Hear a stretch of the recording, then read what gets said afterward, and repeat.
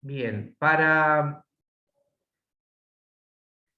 esta unidad, que se llama distribución en el muestreo, ya no sé si la vieron en la plataforma, ¿sí? Hay ahí una sugerencia en la plataforma de que hay 2 videos para que ustedes hagan una actividad, ¿sí?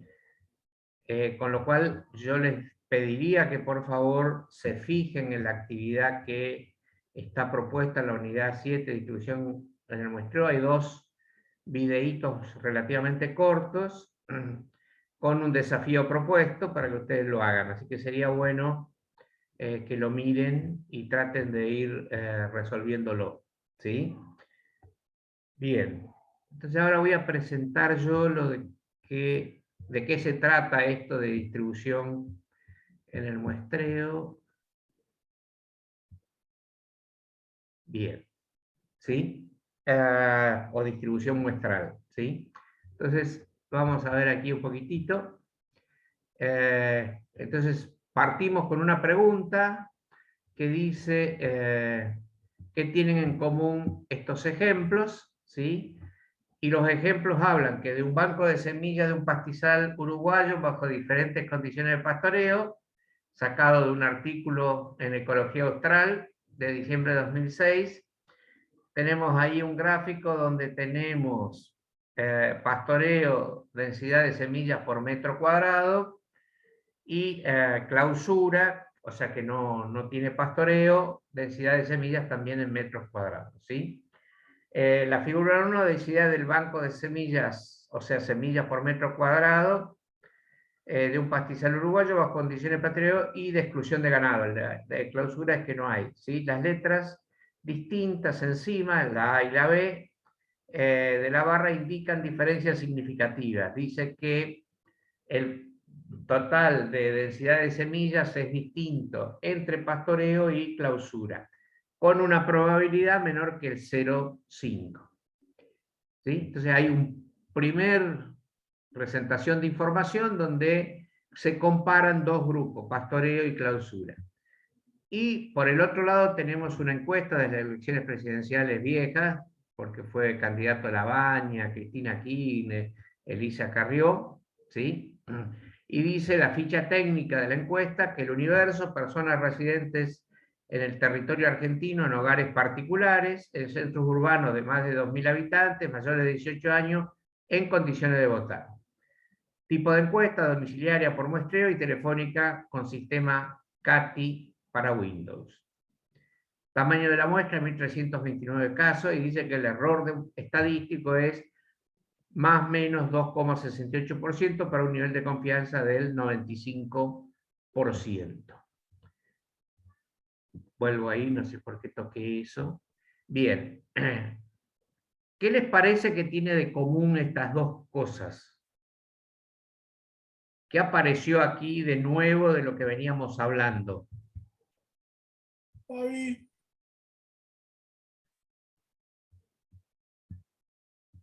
Si hablaste no te escuché bien.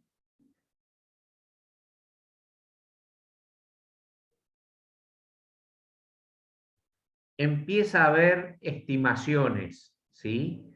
Empieza a haber muestras y empieza a haber una cosa que se llama error estadístico, acá en el caso de la parte de la encuesta de candidatos presidenciales allá del año 2000, ¿sí? Y acá también comparan 2 estimaciones de densidad de semilla, con lo cual seguramente hay una muestra y la probabilidad menor que 0,5, una sea diferencia significativa. Estamos hablando de datos que son estimaciones basados en una muestra, digamos. Eso es un poco en principio lo que estamos viendo ahora, ¿sí? Que nos aparecen, ya ahora no tenemos datos poblacionales, sino que tenemos datos de una muestra, ¿sí? Entonces, lo que estamos Hugo, haciendo... Sí, ¿alguien me Hugo, preguntó algo? perdón, Eduardo, Hugo. Sí, dale, Eh, porque no no los sé, veo a todos, así que dale no nomás. tiene relación, no, porque en temas anteriores veíamos lo que era de éxito y fracaso. Como hablamos casi de confianza ¿sería más o menos parecido o no? A ver, tiene que ver la probabilidad, lo que empezamos a ver de probabilidad, ¿sí? Pero acá el nivel de confianza habla de otra cosa que no es la confianza desde el punto de vista de probabilidad, cuando nosotros hablábamos de la probabilidad de tal cosa, la probabilidad de otra, ¿sí? Es otro tipo de concepto que ahora vamos a entrar en detalle un poquitito, ¿sí? Bueno. Partimos de la inferencia, para que vamos a trabajar sobre una parte de la estadística que se llama inferencia estadística.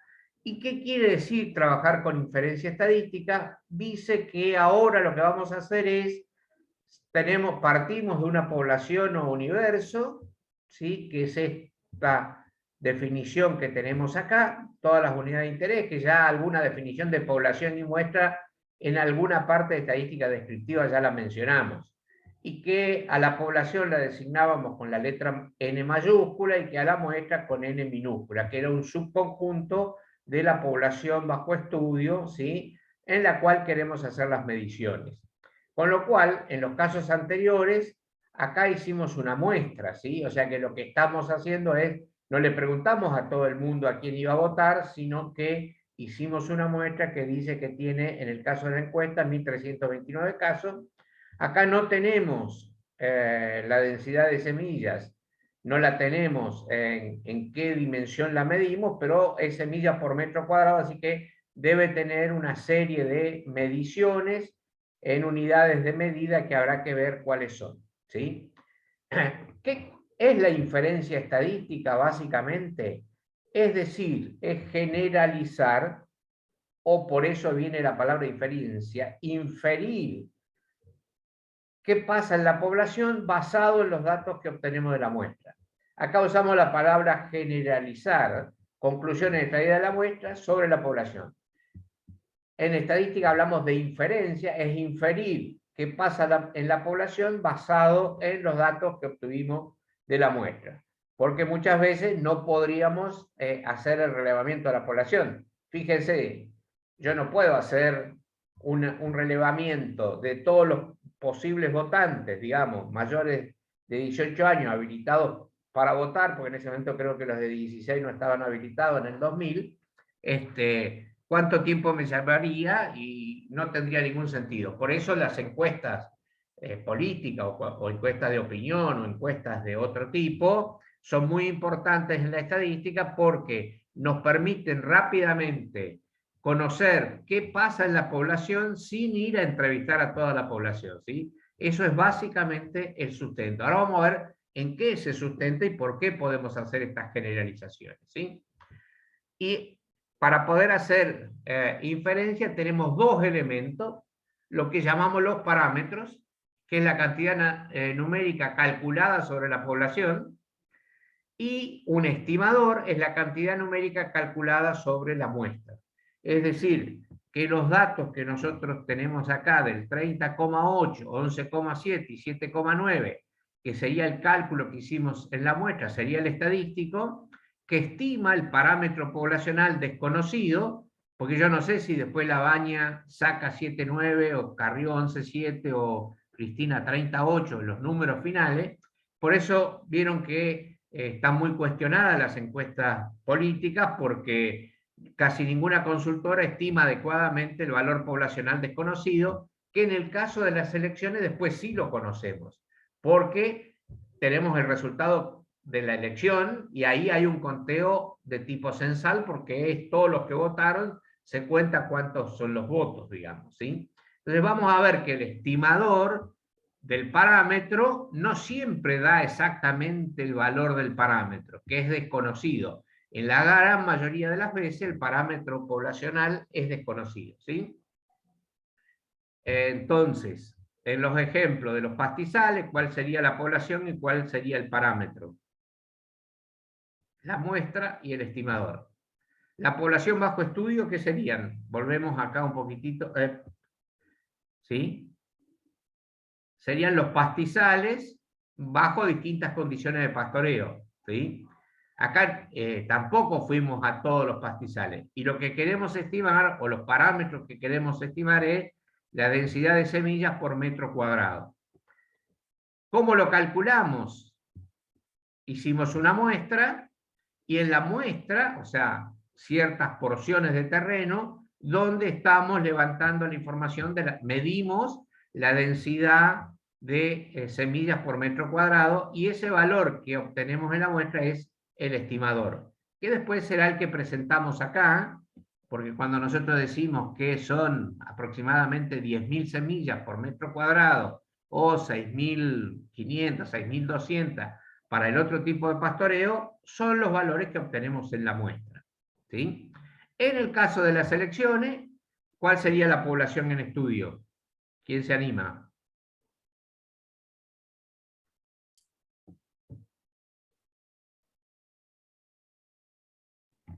Los candidatos. No. Ah, no, Personas claro. residentes en en el el territorio argentino. Eso. El territorio argentino, claro. En hogares particulares, en el centro urbano de más de 2.000 habitantes, mayores de 18 años, en condiciones de votar, ¿sí? Esa sería la población bajo estudio. ¿Y cuál es el parámetro que queremos estimar?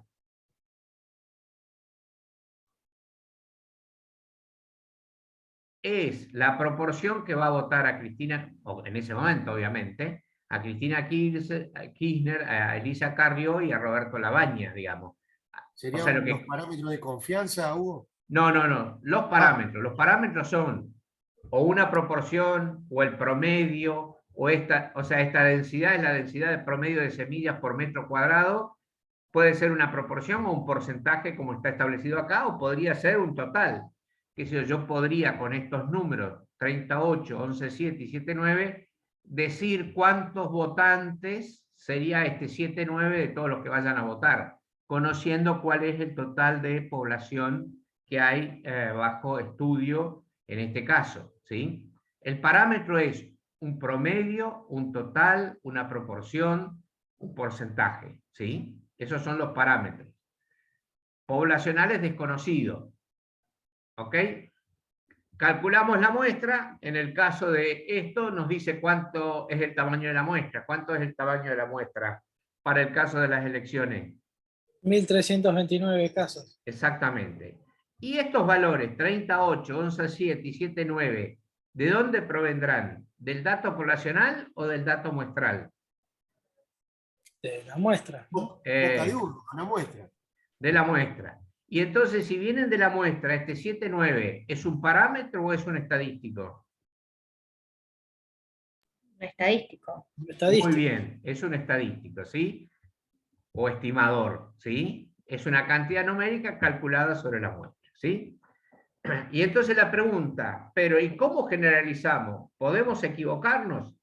Necesitamos manejar probabilidades para poder conocer esto, es decir, para conocer el grado de incertidumbre que tenemos en nuestra estimación por no ir a la población total. Digamos, si yo fuera a la población total, no tendría incertidumbre, digamos, sabría exactamente qué pasa en la población total, ¿sí? Entonces partimos de esta situación supuesta, integrada por 100 individuos, es decir, N100, la media de la población es 50, todo esto, si yo hago el promedio de todas estas unidades me da 50, decimos que como es la población, es un parámetro poblacional, usamos letras griegas, en este caso la letra griega mu, que denota el promedio, el parámetro promedio poblacional, mu, y la variabilidad de la población es de 10, la podemos calcular, es decir que la variabilidad o el desvío poblacional, sigma, es igual a 10. Obviamente hay que tener cuidado que estamos hablando del desvío estándar poblacional, ¿sí? Entonces dice que 50 y 10. Puedo hacer un histograma de todas estas frecuencias.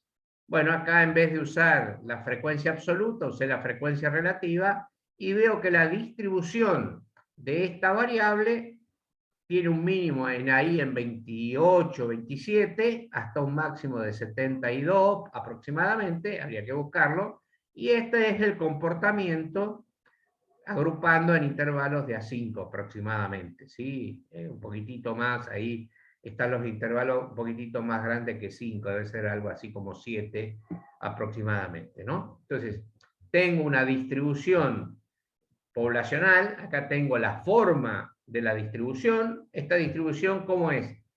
Simétrica, asimétrica, si es asimétrica, ¿hacia dónde? Simétrica. Eso, es bastante simétrica. Si yo me paro acá en 50, que es Un el poquitito más promedio, hacia la derecha, pero muy poco hacia la derecha, simétrica. sí, pero prácticamente simétrica. Digo, si me paro acá en el 50 y pudiera doblar esta parte sobre esta, digamos, como si fuera un papel o una servilleta, prácticamente copiaría, digamos, tiene una pequeña simetría, pero nada significativa, ¿sí? Ahora lo que vamos a hacer es sacar una muestra de 5 elementos, ¿sí? Y supongamos que los que salieron son el 44, el 52, el 47, el 33 y el 42. Hay una condición que le tenemos que poner, es que esta extracción de la muestra tiene que ser aleatoria. No es que yo elijo, le digo, a ver, Eduardo, ¿cuáles querés sacar? Y vos me decís, bueno, en la fila 5, columna 2, la fila 7, columna 3 o cosas por el estilo, ¿sí? Entonces, necesitamos una tabla de números aleatorios o algún algoritmo aleatorio para poder elegir cuál de las observaciones de las 100 que tenemos acá van a integrar la muestra. Bien, supongamos que hicimos ese procedimiento, tenemos las 5 observaciones en la muestra, calculamos el promedio muestral, que lo vamos a denotar con X con la rayita, tal como veníamos haciendo en descriptiva cuando hablábamos de muestra, y vemos que el valor es 43,6. ¿Coincide con el promedio poblacional que habíamos calculado, que nos decía acá? Es bastante aproximado. Está cerca, pero no es 50, ¿no? ¿Sí? Igual no. Igual no es. La diferencia entre el valor muestral y poblacional se denomina error muestral. Nuevo concepto que estamos integrando. El error muestral es la diferencia entre el valor muestral y la población. Y eso se denomina error muestral. En este caso lo podemos calcular, 43,6 menos 50, menos 6,4. Y esto es el costo que pagamos por no haber efectuado un censo donde el promedio era 50 y el desvío es 10. Ahora, puede ser que lo tenga que hacer porque por costo no puedo investigar sobre las 100 unidades, o porque el tiempo no me da para visitar a todas, o distintas razones. O supónganse que acá estoy midiendo una pieza y quiero medir su resistencia a la compresión y obviamente la tengo que romper. Entonces, si yo hiciera el trabajo sobre todas las piezas, me quedaría sin ninguna pieza. Entonces puedo hacerlo sobre una muestra para poder tratar de inferir cuál es el valor poblacional, que no vamos a conocer. Bueno, podemos sacar otra, salieron otras unidades aleatoriamente y ahora me dio 52,4, con lo cual el error muestral ahora es 2,4. ¿Sí? Entonces, repasamos. Los parámetros los calculamos sobre todas las unidades en la población, ¿sí? Con lo cual no cambian a menos que cambie la población. Es decir, si yo ahora en vez de definir la población de votantes en el año 2000, hablo de la población de votantes en el año 2021, seguramente los votantes no son los mismos, algunos se incorporaron, otros por el transcurso de la vida ya no viven más, o sea que fallecieron. Obviamente la población no es la misma, ¿sí? Pero si estamos con la misma población, obviamente esos valores de parámetros poblacionales son constantes. Ahora, los estimadores se calculan sobre los valores muestrales, es decir, sobre el tamaño del tamaño de la muestra que nosotros tenemos. Con lo cual, fíjense, en dos muestras distintas, aleatorias, da distintos valores. Acá nos dio 52,4 y antes nos había dado 43,6. Por lo cual, los estimadores pasan a ser variables aleatorias, es decir, el estimador del promedio va a ser una variable aleatoria. ¿Por qué? ¿Cuándo definíamos que era una variable aleatoria? ¿Se acuerdan? Experimento aleatorio, que le asociábamos una variable aleatoria. ¿Se acuerdan de eso? ¿Por qué decíamos que teníamos una variable aleatoria? Porque en la próxima realización del experimento no podíamos predecir el resultado, ¿sí? Todo lo que vimos de probabilidad eran probabilidades, pero no podíamos decir qué valor iba a salir al lanzar un dado, o qué valor iba a salir si sacábamos una bolita de una caja de bolitas de distintos colores, ¿sí? Entonces, eso es una variable aleatoria cuando yo no puedo predecir el resultado de una próxima realización del experimento. Acá el experimento es extraer una muestra de un tamaño determinado. ¿Sí? Bien, fíjense acá, hicimos el proceso y podemos hacer muchas veces el proceso, con lo cual vamos a tener distintas medias muestrales, una correspondiente a cada muestra, ¿sí? Y acá dice, el promedio para la muestra 1 es el promedio de estas 5 unidades, para las 2 de esta, para la 3. Y dice que el promedio para la muestra 75.287.520 está integrada por estas unidades que las tendría que promediar, ¿sí? Y dice que nosotros podríamos hacer con estas 100 unidades 75.287.520 muestras distintas de tamaño 5, ¿sí? Bueno, eso se puede sacar, es un número combinatorio, que sería 100 tomados de A5. Si ustedes calcularan el número combinatorio 100 tomados de A5, deberíamos llegar a este resultado. ¿Se acuerdan cómo calculábamos el número combinatorio? Lo que pasa es que casi no calculamos con ustedes el número combinatorio porque usamos la aplicación Probability Distribution, pero Sí. si se acuerdan que para la binomial usábamos el número combinatorio, ¿sí? De n tomados de AX. Acá tendríamos que tomar el n grande, 100, tomados de A5, y posiblemente lleguemos a este resultado, ¿sí? ¿Se acuerdan cómo se hacía? Era el número combinatorio 100, que era 100 por 99 por 98 por 97 hasta 1, hasta... Factorial era. Eso, los factoriales. Pero bueno, no lo vamos a hacer. Asumimos que ese número está bien. Si alguien lo quiere corroborar, estaría bueno que lo hiciera, ¿sí? Entonces, vamos a definir lo que son las distribuciones muestrales, ¿sí?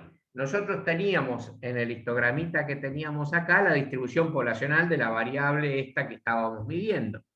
Pero nosotros ahora lo que vamos a hacer es, vamos a hablar de las distribuciones muestrales, ¿sí?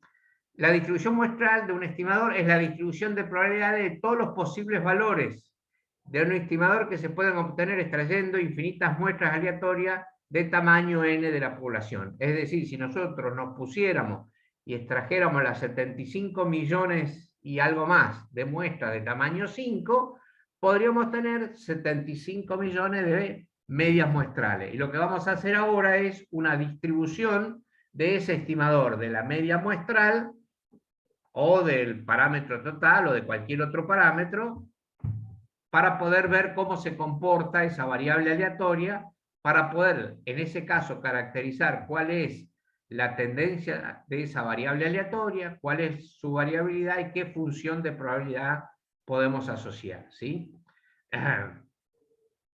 Las distribuciones muestrales de los estimadores pueden ser aproximadas mediante técnicas de simulación, es decir, repetir muchísimas veces la extracción, o derivadas matemáticamente, digamos.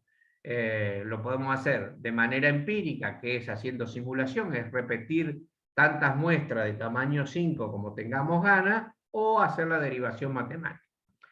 ¿Qué es lo que pasa con los datos de los 100 casos que vimos ahí, de la distribución de la media muestral de esa población? Bien, estos serían los datos originales, esa distribución, el primer histograma, que acá lo tenemos con frecuencia relativa, y aquí tenemos la distribución de las medias muestrales calculada con esas 75 millones, no sé si está hecho con los 75 millones, pero con un número relativamente alto de repeticiones, de extracciones de muestra de tamaño 5, ¿sí? Con lo cual, lo que ustedes están viendo es una distribución. ¿Qué diferencia notan entre esta distribución original y esta distribución que está aquí? Y las medias muestrales están más cerradas, más simétricas. Esto decís vos que están más juntitas. Eso Sí, es lo que más me querés. simétrico es. Claro, fíjense, esto, el rango va de menos de 30 a algo más de 70, y acá están en 30 y pico a penitas arriba de 60. Es lo que dice Eduardo, están como más concentrada las frecuencias relativas de las medias muestrales, ¿sí? Entonces, vamos a ver que, y si promediamos todas las medias muestrales, es decir, si calculamos el promedio de todas las medias muestrales, vamos a ver que ese valor coincide con el valor poblacional. Es decir, si ustedes se fijan, el promedio de esta distribución está seguramente en 50, que era el promedio de esta distribución. Con lo cual, si yo promedio todas las medias muestrales, voy a ver que coincide con el parámetro poblacional que yo desconocía en teoría, ¿sí? ¿Y cuál va a ser la variabilidad? Y esto dice que es un estimador insesgado. Significa que la media muestral estima el valor poblacional sin ningún sesgo, o sea que apunta a el valor poblacional. Una muestra individual no me va a apuntar exactamente al valor poblacional, pero si yo la repito muchas veces, como es este caso, el promedio de todas estas muestras sí me va a apuntar al valor promedio poblacional, ¿sí? ¿Y cuál será la variabilidad de las medias muestrales? La variabilidad de las medias muestrales, que la denotamos, acá hablamos promedio de X media, porque ahora la variable no es X, sino la variable que estamos analizando es las X rayitas, o sea, los promedios muestrales, y en la variabilidad la denotamos igual, el sigma de la media muestral. Y esto decimos que es sigma sobre raíz de n. Y entonces el desvío estándar de un estimador se conoce como el error estándar y da idea de la precisión en la estimación que tenemos. ¿Por qué esta es sigma sobre raíz de n? Porque es lo que dijo Eduardo. Esto tiene menor variabilidad que la variabilidad original que teníamos en la variable. Y esa relación es la variabilidad original en la variable dividido el tamaño, la raíz del tamaño de la muestra. Es decir, que vamos a tener cada vez menos variabilidad a medida que aumentemos el tamaño de la muestra en la extracción de una muestra del tamaño que sea, ¿sí?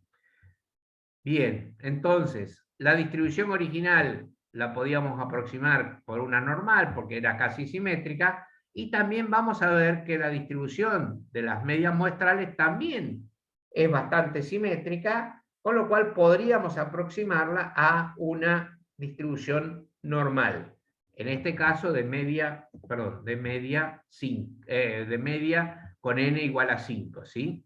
Y el promedio poblacional del mu va a ser 50, y el desvío estándar era 10, que era el valor original, y acá el promedio de las X rayita, o sea, de las medias muestrales, debería ser 50, y el error estándar de la media muestral sería 4,5.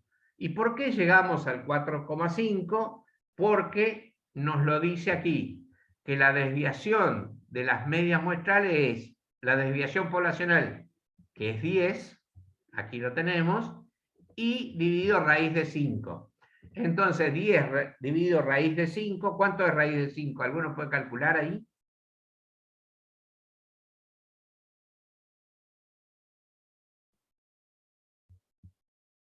¿Alguien me puede dar ese resultado? 10 dividido raíz de 5 o raíz de 5. La raíz de 5U es 2,2360. Ok, entonces, para calcular el error estándar de la media muestral es 10 dividido ese 2, y algo. ¿Cuánto daría 10 dividido 2, y algo que me dijiste, Eduardo?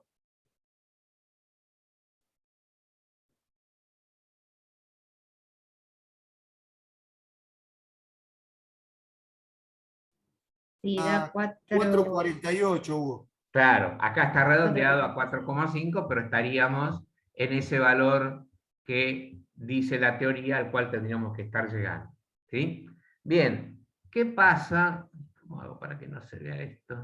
Quiero que no verse todo, que se vea todo. Ay, ¿por qué no me lo deja esconder? Bueno.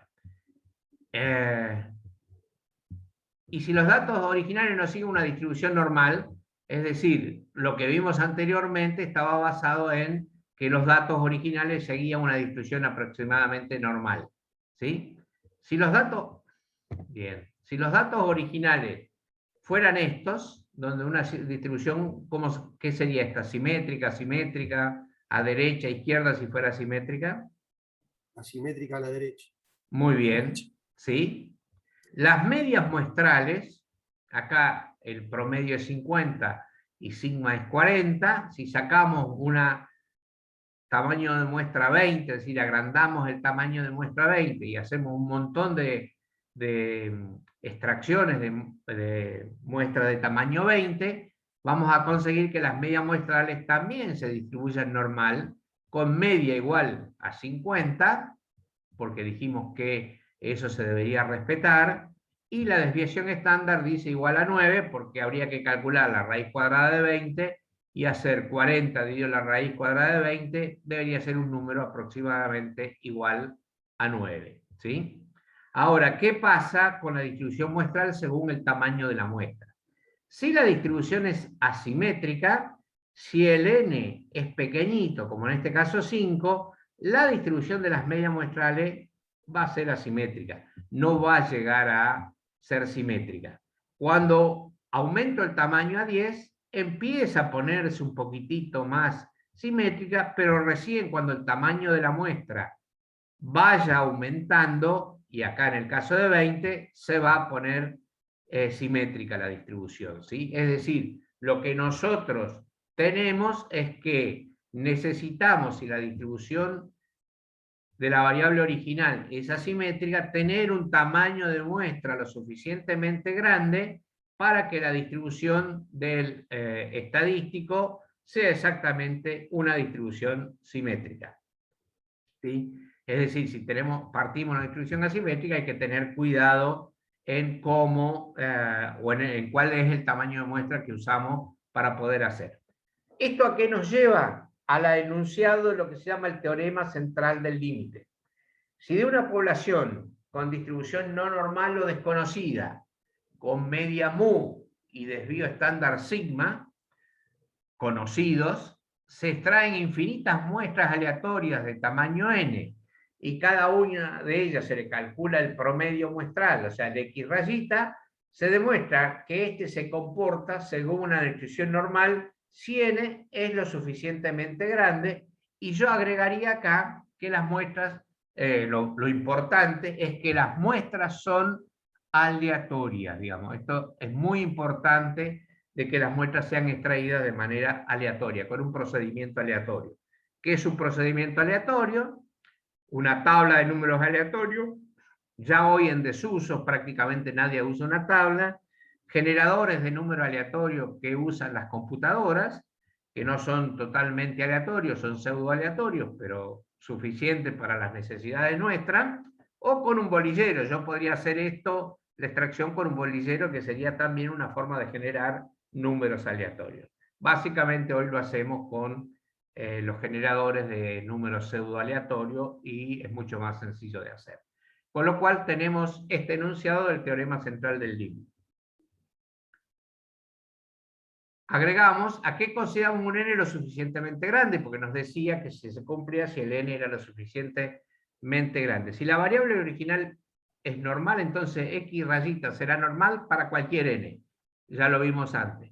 Pero si la variable original es aproximadamente simétrica y unimodal, entonces x rayita tendrá una distribución aproximadamente normal para n relativamente bajo. Pero si la variable original es asimétrica, entonces n deberá ser mayor para que la distribución de x sea normal.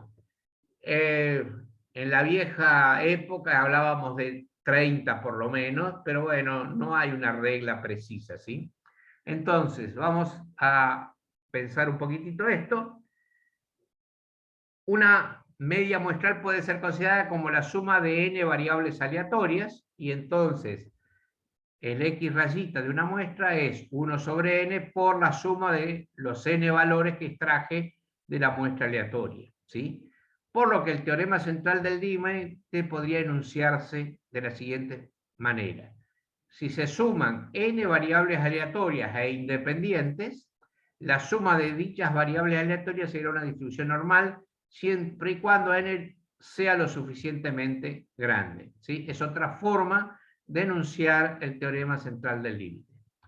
Cuando una variable como la altura es el resultado de la acción de muchos factores o variables genético-ambientales, dicha variable seguirá una distribución normal. Es decir, si yo tomara la altura de muchos estudiantes de la universidad, varones por un lado y mujeres por el otro, la distribución de la altura seguramente tiene una distribución normal. Es decir, porque viene de factores genéticos ambientales, es decir, muchas variables tienen distribución normal por este enunciado que estamos haciendo aquí. En cambio, cuando es el resultado del efecto de un único principal factor, la distribución tenderá a ser asimétrica o hasta bimodal. Si yo trabajara las alturas sin distinguir sexo, es probable que pueda quedarme como una distribución bimodal, porque la media de la altura de las mujeres en general es siempre mucho más baja en promedio que la media de la distribución de los varones, ¿sí? ¿Correcto? La distribución muestral de X rayita cuando sigma es conocido, la voy a anunciar. La media de X es mu de X igual a mu, y el desvío estándar de X es sigma de X rayita igual a sigma sobre raíz de n, ¿sí? Para eso tengo que conocer el sigma poblacional. Si el tamaño de muestra es lo suficientemente grande, o X es normal, la distribución de X rayita es normal. Es decir que la distribución muestral de las medias muestrales va a ser normal. Por lo tanto, es posible calcular probabilidades utilizando la variable z, que la vimos y que creo que Carlos reforzó un poco el concepto de la variable z. ¿Qué era la variable z? ¿Se acuerdan?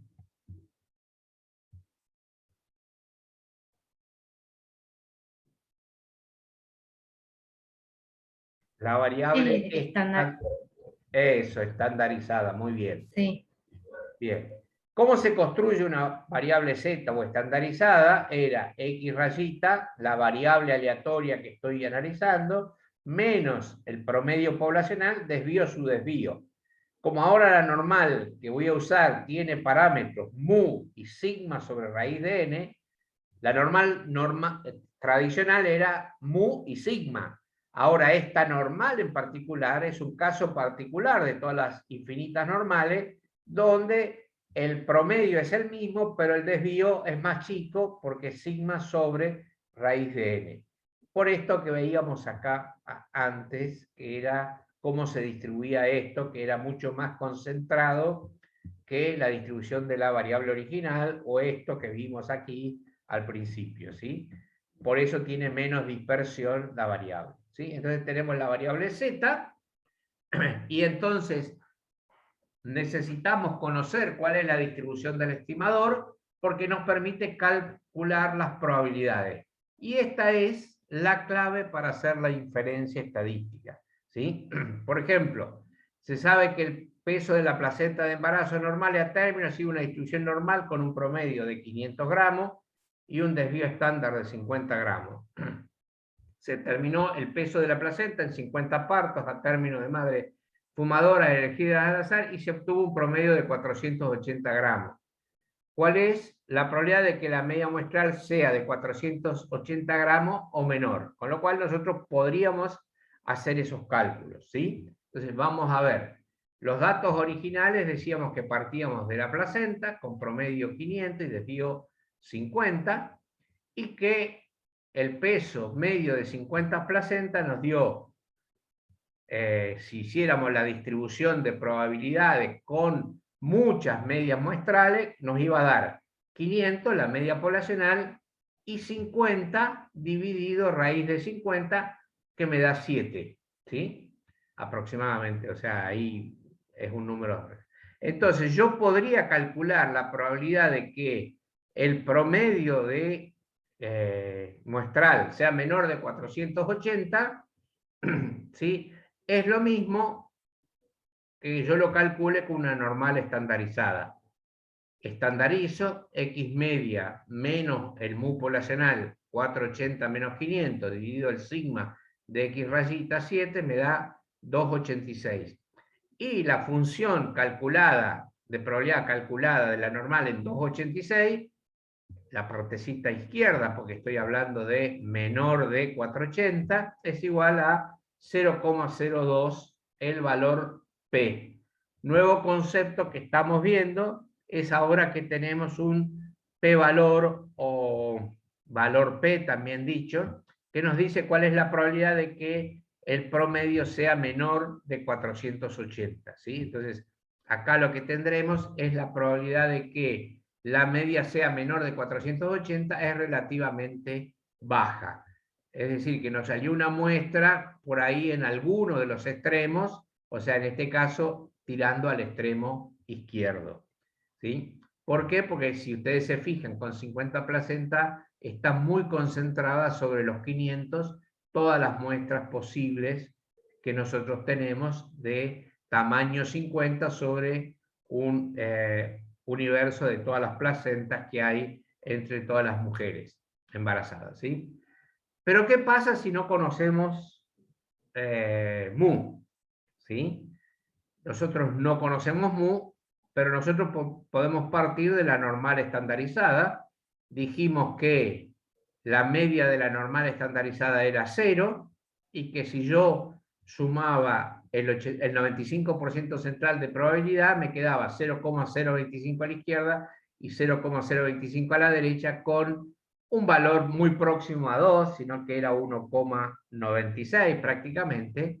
Y yo podría calcular la probabilidad que ese z esté entre 0,025 y z de 0,975 y sea igual a 0,95.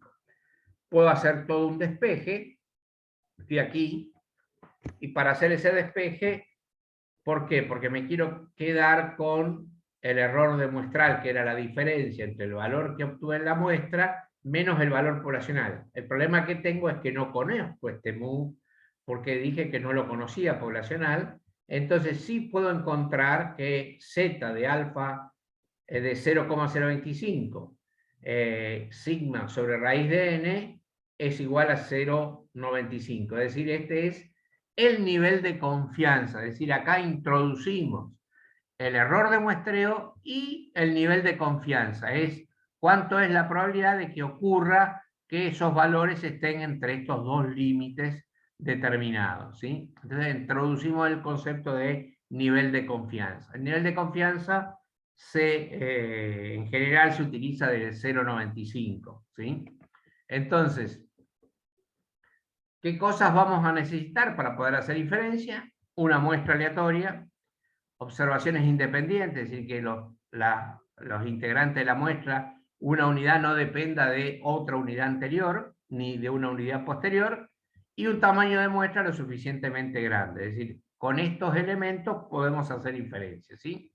Entonces, tenemos la distribución muestral de X cuando el desvío estándar poblacional es desconocido. Porque dijimos que cuando el desvío estándar poblacional es conocido, usábamos la normal. ¿Sí? ¿Y qué pasa en la práctica? Que todos los parámetros poblacionales sean desconocidos. Es decir, tanto el promedio poblacional como el desvío estándar poblacional sigma no sean conocidos. ¿Sí? Y entonces, como desconocemos el desvío poblacional, no podríamos haber hecho estos cálculos que hicimos acá, porque nosotros dijimos que queríamos calcular la probabilidad con el sigma sobre raíz de n, pero si desconocemos este no podemos usar esa estrategia. Entonces vamos a ver qué estrategia tenemos que utilizar. ¿Sí? Como desconocemos el desvío poblacional, vamos a utilizar su estimador, que es el S, que es nada más ni nada menos que el desvío muestral. Pero esto nos pone un poquito más de incertidumbre, es decir, usar el desvío muestral, que es el estimador del desvío poblacional, no implica mayor incertidumbre. ¿Sí? Con lo cual, cuando no puedo usar la Z, porque desconozco el valor poblacional, puedo ver que la media muestral en estos casos se ajusta a una distribución conocida como T de Student, ¿sí? Donde el cálculo es muy similar a la normal, a la estandarización de la normal. La vamos a llamar T porque la vamos a asociar a una distribución de probabilidades conocida como la T de Student, y vamos a usar el S en lugar del sigma, ¿sí? Le vamos a poder calcular esto con los datos de la muestra, ¿sí? Entonces, vamos a introducir la distribución T de Student. Hasta ahora no habíamos trabajado con esta distribución, y lo que decimos es que la T de Student también es una distribución de forma campanular, o sea, simétrica, pero lo que tiene es que la distribución es más amplia, o sea, más dispersa, tiene más dispersión. En otras palabras, es más aplanada que una normal, ¿sí? La normal 0,1 sería esta de arriba de todos, y la T de Student se va poniendo cada vez más aplanada, ¿sí? Y eso se debe a que desconocemos el valor de sigma poblacional. Sigue siendo simétrica, es decir, que mu es igual a 0. No se trata de una única curva, sino de infinitas curvas, cada una caracterizada por un parámetro denominado los grados de libertad. Nuevo ingrediente que estamos introduciendo son los grados de libertad. Y los grados de libertad indican la cantidad de datos independientes, es aquella cantidad de observaciones, menos el número de restricciones que se verifican, ¿sí? Es decir, los grados de libertad dependen del tamaño de la muestra, y en este caso valen n-1. ¿Por qué valen n-1? Porque tenemos un parámetro que es una restricción, que es la restricción de tener que calcular una media muestral, ¿sí? Entonces, vamos a tener una restricción por tener que calcular la media muestral. Para hacerlo más sencillo, lo que podríamos hacer es, ¿a qué se le llama grado de libertad? Si, esto yo lo hacía cuando era presencial, ahora estoy complicado, tendría que pasarle el número del CBU, le pido que a ustedes al final de la clase junten 1.000 pesos para el profesor, yo les paso el número del CBU, cada uno puede pasar lo que quiera. El último, ¿puede pasar los que quiera para juntar los 1.000 pesos entre todos? No, depende de todos los demás. La diferencia que queda. Claro, entonces, Tendría que pagar n-1 todo lo que falta.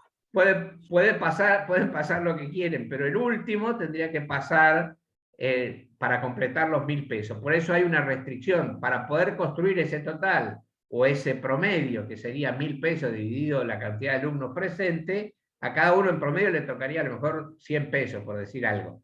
Pero como no todos pusieron 100 pesos, al último le toca poner lo que falta. Entonces, n-1 pueden hacer lo que quieran, pero hay uno que queda condicionado, ¿sí?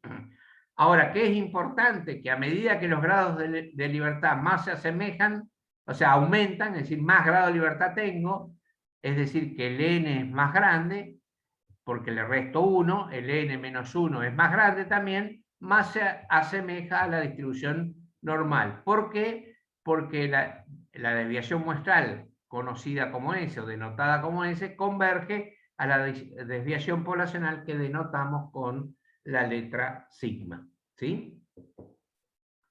Y entonces, ¿cuál es la distribución muestral de X rayita cuando no se conoce sigma? Partimos de que la media de X es mu de X, su esperanza o su valor esperado es mu, el valor poblacional, y el desvío estándar, que llamamos EDS, de X rayita es sigma de X rayita es S sobre raíz de N. Si el tamaño de la muestra no es suficientemente grande o X es normal, la distribución de X rayita es una T de Student con n-1 grado de libertad, por lo tanto, es posible calcular las probabilidades utilizando la T de Student, una nueva distribución. Nada más que calculamos el valor de la T reemplazando el sigma por el S porque lo desconocemos, ¿sí? Entonces, vimos acá las dos distribuciones de probabilidad asociadas a el promedio poblacional. Y como conclusión, si conocemos el S, podemos usar la estandarización de la normal que teníamos por acá. Si no conocemos el sigma, tenemos que irnos a la estandarización pero con otra distribución que es la T de student, digamos. En un caso podemos usar la normal, en un caso que no conozcamos el desvío poblacional tenemos que usar la T de student, sabiendo que a medida que el tamaño de la muestra sea grande, se va a aproximar a la normal igualmente, ¿sí? Entonces, tenemos ahí las dos posibilidades. Esa es la distribución muestral de la media muestral. Ahora vamos a ver la distribución muestral de otro parámetro, P, la proporción, ¿sí? Si existe una proporción determinada de éxitos que denominamos pi sobre una población determinada y extraemos también infinitas muestras aleatorias de tamaño n y a cada una de ellas se le calcula la proporción muestral P, se demuestra que ésta se comporta según una distribución normal siempre y cuando se cumplan las siguientes condiciones de aproximación de la distribución binomial a la normal.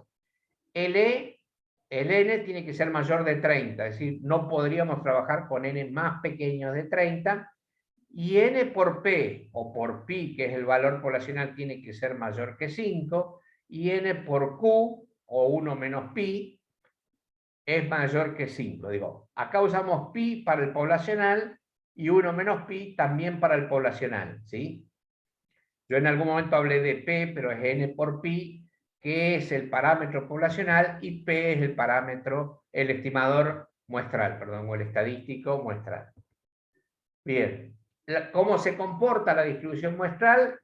Dijimos que el P tiende al pi, o sea que va a ser la media poblacional, o sea la proporción poblacional, y el desvío estándar de P es el sigma de P, que va a ser igual a la raíz cuadrada de pi por 1 menos pi dividido n. Aproximadamente lo que nosotros ya teníamos cuando vimos la binomial, ¿sí? Y si el tamaño de muestra lo suficientemente grande, n por p, o sea, las restricciones que le pusimos, n por pi mayor que 5 y n por 1 menos pi mayor que 5, la distribución de p va a ser una distribución normal. Es decir que acá no tenemos, como en el caso de la media muestral, dos distribuciones. Tenemos una sola distribución siempre que estemos haciendo trabajos de inferencia sobre una proporción, vamos a trabajar con la distribución normal. ¿Cómo vamos hasta acá? Se me durmieron. Para mí como mucho. Sí, sí. Igual. Es complejo, digamos, es complejo esto, digamos. A ver, complejo en el sentido siguiente. Estamos hablando de la teoría que sustenta, digamos, ¿sí? Lo que nos va a interesar a futuro es que si nosotros sacamos una muestra probabilística y queremos calcular la media o queremos calcular la proporción, después vamos a ver si queremos hacer inferencias sobre una media, cómo construimos lo que vamos a introducir, que es el intervalo de confianza. ¿Por qué? Porque la media muestral no es el verdadero valor poblacional, sino que al estar tomando solo una porción de la población, es una inferencia en la población. Entonces le vamos a agregar el nivel de confianza que mide un poco la incertidumbre de nuestra estimación, ¿sí? Esto es un poco la teoría que sustenta lo que tenemos que hacer después en la práctica, ¿sí? Bien. Decimos que un buen estimador tiene propiedades, y una propiedad es la de que sea insesgado. ¿Qué significa que sea insesgado? Que cuando yo aplico el operador esperanza, matemática que vimos ya al principio, el valor, o sea, la esperanza del estimador es igual al valor del parámetro, o sea, estimar que se desea estimar, ¿sí? Mu, el estimador, coincide con el parámetro, o sea, la esperanza de los estimadores coincide con el parámetro, ¿sí? Se dice que el desvío muestral, perdón, la variancia muestral sumatoria de x menos x rayita al cuadrado dividido menos 1 es un estimador insesgado de la variancia poblacional, ¿sí? Y en el caso de no dividir por n menos 1 y dividir por n, ya no será un estimador insesgado. Y lo que buscamos en general para hacer las estimaciones es que el estimador sea insesgado, es decir, que la esperanza del estimador coincida con los parámetros poblacionales. La media es un estimador insesgado del parámetro poblacional promedio, pero para el caso de la variancia muestral la tenemos que calcular dividiendo por n-1 y no por n, para que sea un estimador insesgado de la variancia poblacional. Hay una demostración teórica, no vamos a entrar en eso. Otra propiedad que le pedimos al estimador es que sea consistente. ¿Y qué significa que sea consistente? Que a medida que aumentemos el tamaño de la muestra, vamos a tener estimadores que van a tender al valor del parámetro y su variancia va a tender a 0. ¿Sí? Un poquitito gráficamente lo podemos ver acá. Fíjense, acá tengo, con muestra más pequeña, tengo variancias más grandes del valor muestral.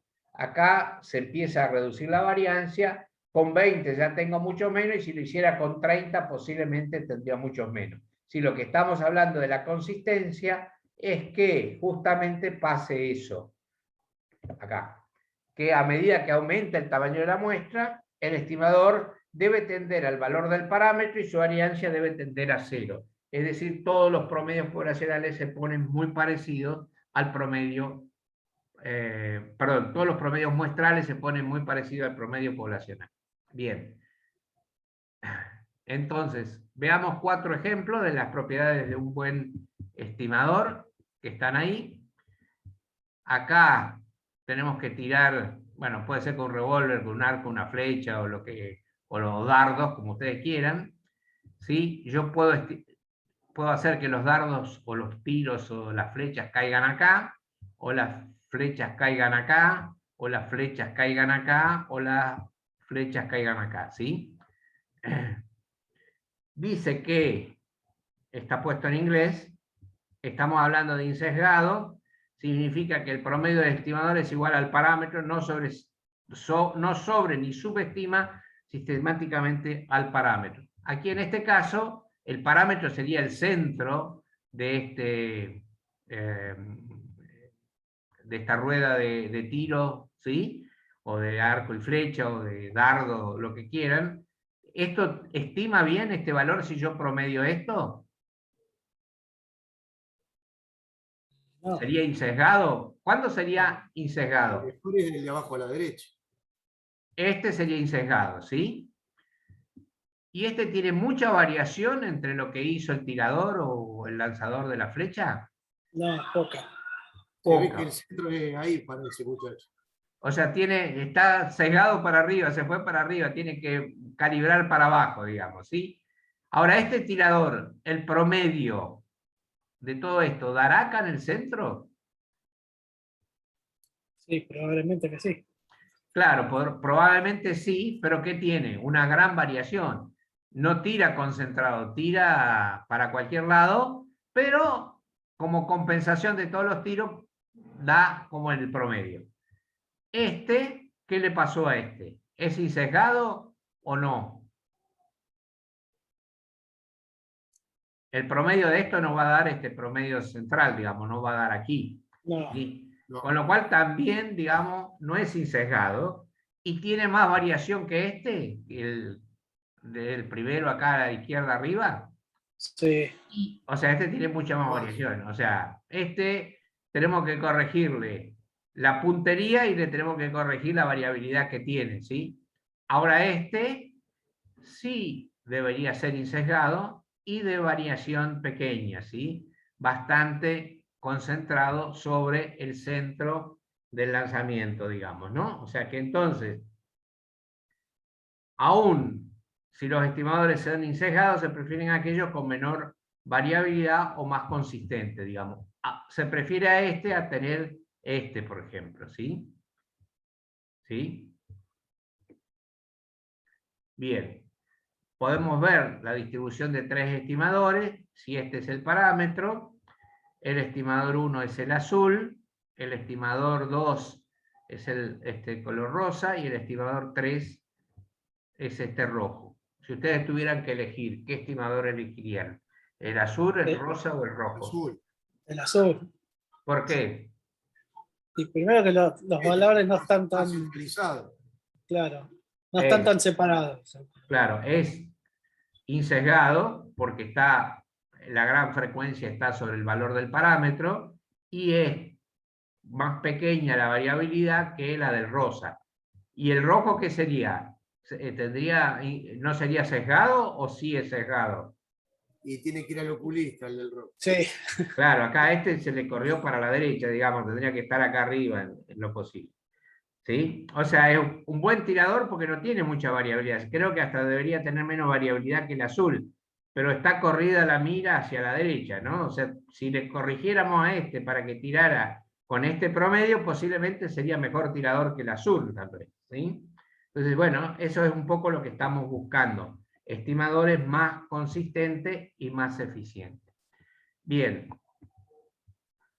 Y con eso estamos terminando la primer parte, dejo de compartir, de lo que es la distribución en el muestreo, digamos.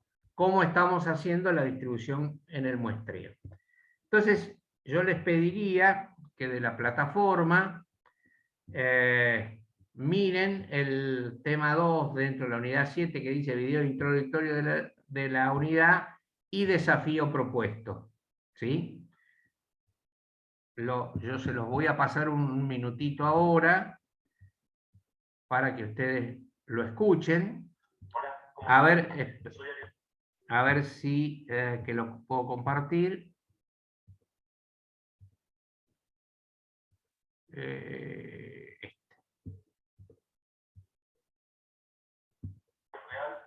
¿Se ve ahí? Sí, sí, yo sí, lo sí. veo. Sí, se ve. ¿Escucha también?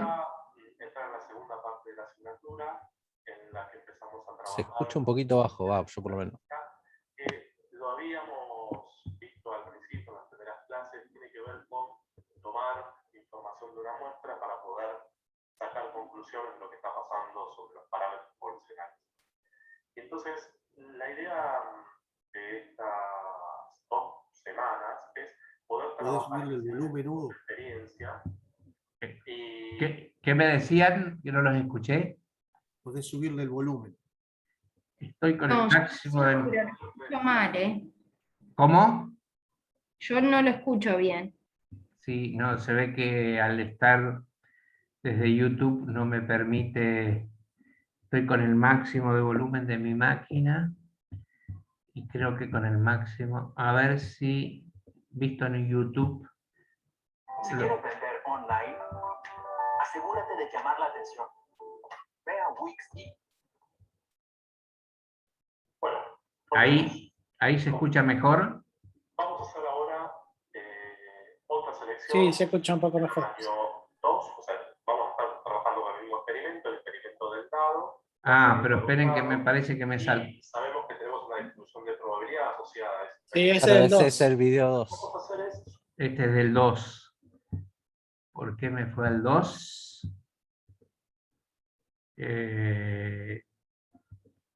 A ver, dejo de compartir a ver si puedo ir al 1.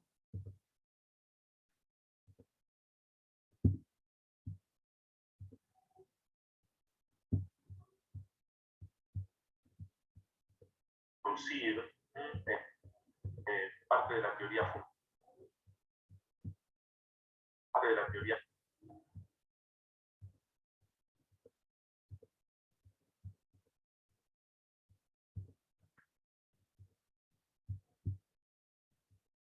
empezamos a trabajar con diferencia estadística. Ahora, Lo habíamos visto al principio en las primeras clases, tiene que ver con tomar información de una muestra para poder sacar conclusiones de lo que está pasando sobre los parámetros poblacionales. Y entonces, la idea de estas 2 semanas es poder trabajar inicialmente con una experiencia y que a partir de ahí ustedes puedan deducir parte de la teoría fundamental que nos ayuda a construir el conocimiento que sí de la materia. Entonces, yo les voy a compartir ahora la pantalla, les voy a mostrar qué es lo que queremos que experimenten. Lo voy a hacer para un tamaño de muestra pequeño o para 2 tamaños de muestra, como para que ustedes vean lo que va pasando. Y la idea es proponerles que ustedes repliquen ese experimento y que lo hagan también para tamaños de muestra un poquito más grandes y ver qué es lo que pasa finalmente, ¿no? ¿Qué podemos descubrir? Hecho esto, sí vamos a proponer lectura de material, como lo venimos haciendo para las unidades anteriores, y la idea es ir paso a paso. O sea, los invito a hacer este experimento y a seguir después la guía de lectura que les proponemos. Veamos entonces la pantalla.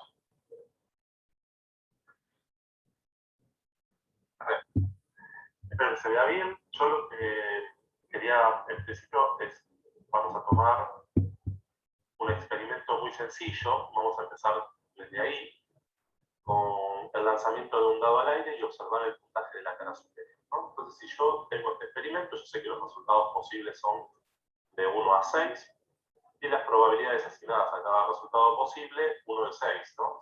Un sexto para cada una de ellas. Probabilidad de 1 es un sexto, probabilidad de 2 es un sexto, acá están puestos en decimales. 4 decimales, como venimos trabajando en probabilidades, con 4 lugares decimales.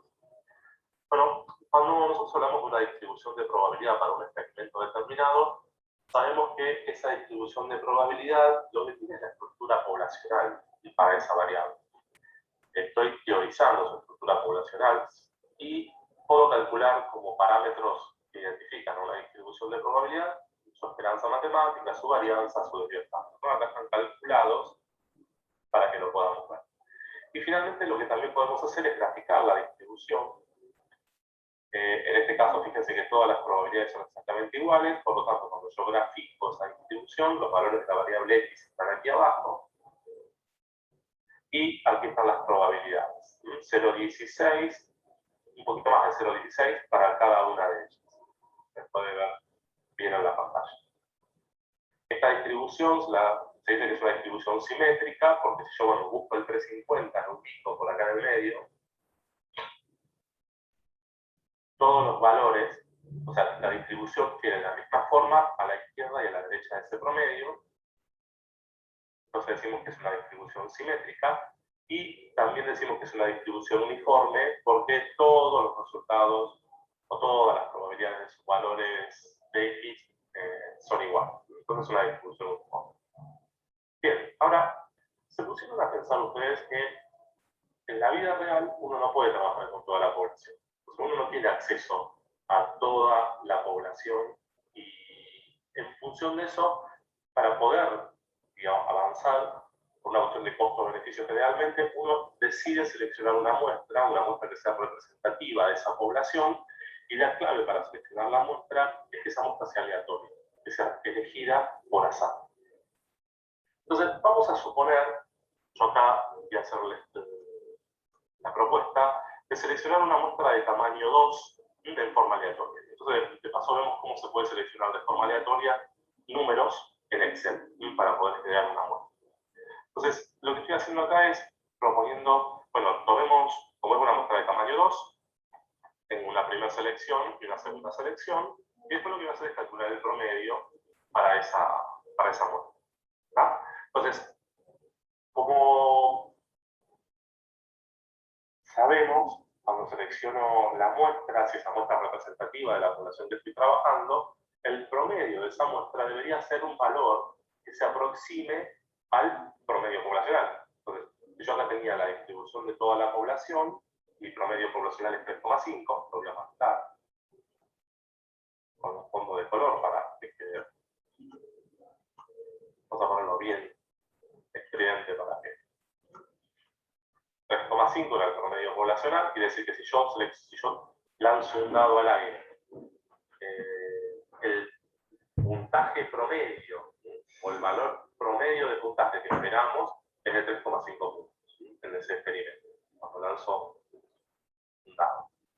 Entonces, ¿cómo selecciono en forma aleatoria estos dos resultados, estos dos valores de x que constituirían mi muestra? Una manera es utilizar la función aleatorio .entre en el Excel.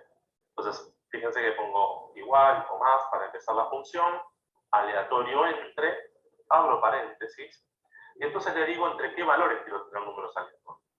Mi experimento toma valores entre 1 y 6. Entonces, por lo tanto, le voy a pedir entre 1, punto y coma, y 6. Le doy.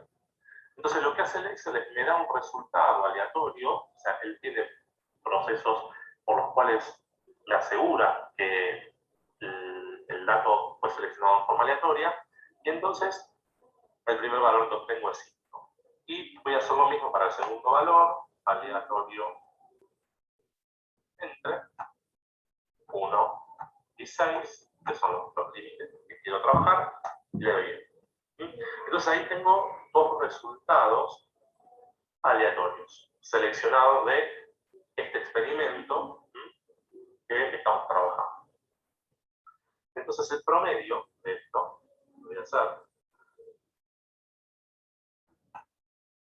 Bueno, acá hay que tener cuidado porque vamos a ver si me lo toma. No.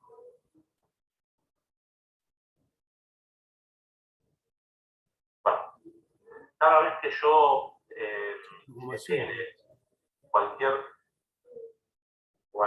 actividad o cualquier cálculo sobre esos dos valores, la fórmula de aleatorio me vuelve a generar otro aleatorio. Entonces, si yo quiero mantener estos números, lo que debería hacer es copiar y pegar como valor. Entonces, hago así. Copio. Y después, con botón derecho, hago pegado especial, o acá este símbolo 1, 2, 3 quiere decir que me va a pegar como valores los datos. Quiere decir que fíjense que las fórmulas desaparecen. Entonces ya tengo fijos 5 y 6, que fueron los números que seleccioné inicialmente. Entonces calculo el promedio, 5 y para 6, y me da 5,5. Ahora, este 5,5 debería estar aproximándose al valor del promedio poblacional o del parámetro poblacional. Fíjense que nuestro promedio poblacional era 3,5 y en la muestra que seleccionamos, ese promedio dio 5,5.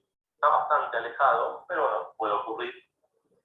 Al seleccionar una muestra, estoy seleccionando una parte de esa población para calcular mi promedio, y entonces el promedio es un valor que se aproxima a ese parámetro poblacional. No necesariamente tiene que ser el mismo. Yo esperaría que fuera un valor bastante cercano a ese parámetro, pero puede ocurrir que no. Y bueno, esto tiene que ver precisamente con el azar, con la selección aleatoria.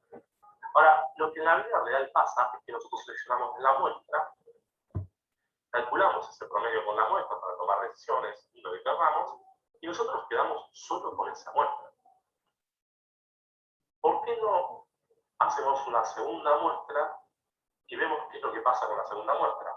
Pues bien, tiene que ver con costo-beneficio. En general es muy costoso seleccionar una muestra o hacer el proceso de selección de una muestra de relevamiento de datos, entonces se hace una única vez. Imagínense en estudios que llevan 800 encuestas, 1500 encuestas, las que sea, entonces volver a hacer un estudio similar para poder cotejar los valores obtenidos es complicado.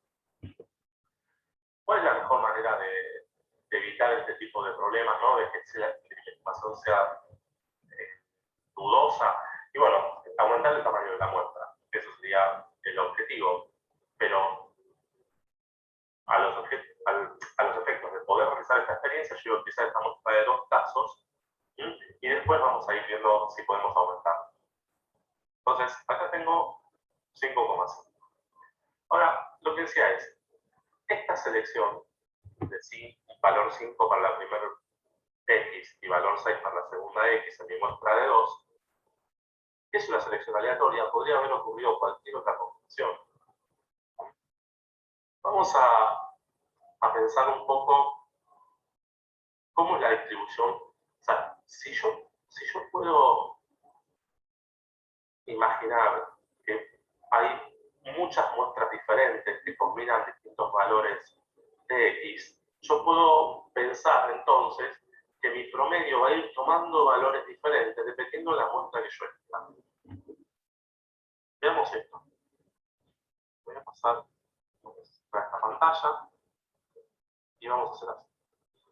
Si yo, en un ejemplo tan sencillo donde la selección es de dos datos nada más, yo podría pensar en todas las muestras posibles. Si yo pudiera construir ese esquema de todas las muestras posibles de tamaño 2 obtenidas de ese experimento, entonces podría plantear desde el enfoque clásico de probabilidad cuál es la probabilidad de obtener un valor de una muestra determinada, ¿no? Entonces, si yo quisiera saber cuál es la probabilidad de esta muestra en particular, ¿cuál sería? Y se acuerdan que regla del producto son eventos independientes. O sea, la probabilidad de que salga un 5 en el primer dado es independiente de la probabilidad de que salga un 6 en el segundo dado. Por lo tanto, como son independientes, yo podría multiplicar las probabilidades de que salga un 5 en la primera selección, en la primera tirada del dado, y que salga un 6 en la segunda tirada del dado. Entonces, esto sería un sexto por un sexto. Y ahí yo tendría mi probabilidad. Vamos a ponerla en 4 decimales, como lo venimos haciendo. Entonces, esta es la probabilidad de que salga esta combinación 5, 6. Y eso también podríamos decir que es la probabilidad de 5.5. Ahí habría que ver si este promedio 5.5, la única manera de obtenerlo es con esta combinación. Recuerdan el diagrama de árbol, a veces había muchas ramas que junto me daban la combinación que yo necesitaba o la cantidad de veces que sale un determinado valor, ¿sí? Entonces, la probabilidad final para este promedio va a depender de cuántas ramas del árbol me dan 5,5 promedio. Vamos entonces a construir acá todos los resultados posibles que podríamos llegar a tener. Todas las muestras posibles de tamaño 2. Y hacer así. Entonces, imagínense que sale 1 primero. Si sale 1 primero, esto se podría combinar con cualquier valor del dado en la segunda extracción. Entonces yo podría tener una muestra que es 1, 1 y su promedio sería 1. ¿Ah? Podría tener una muestra 1, 2 y su promedio sería 1,5. Tengo una muestra que sale 1 primero y 3 después y su promedio es 2. Y así ya ahí tengo 6 muestras posibles y fíjense que los promedios van variando en función de los resultados obtenidos en la muestra. Entonces, yo me quedo siempre con la primera muestra que selecciono, por una cuestión de economía, digamos, de costo-beneficio, pero lo cierto es que cualquiera de estas combinaciones podría haber salido. Sigamos, ahora pensemos en las posibilidades si sale 2 en la primera tirada del dado. Yo acá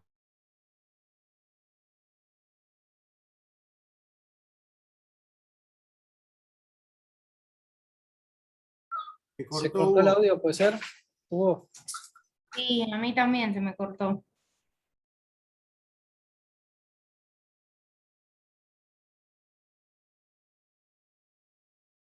cada una de esas posibilidades. Perdón, se ve que yo toqué el mute. Para un segundo, para un segundo. ¿Se va entendiendo qué es lo que estamos haciendo? Sí. Es decir, lo que Ariel está intentando mostrar es todas las posibles muestras distintas que hay de lanzamiento de 2 dados, ¿sí? Cuáles son todas las posibles combinaciones que hay del lanzamiento de 2 dados, ¿sí? Y Está construyendo el árbol. ¿Cómo? Está construyendo el árbol. De alguna forma construyendo el árbol. Lo mismo va a pasar con 4, con 5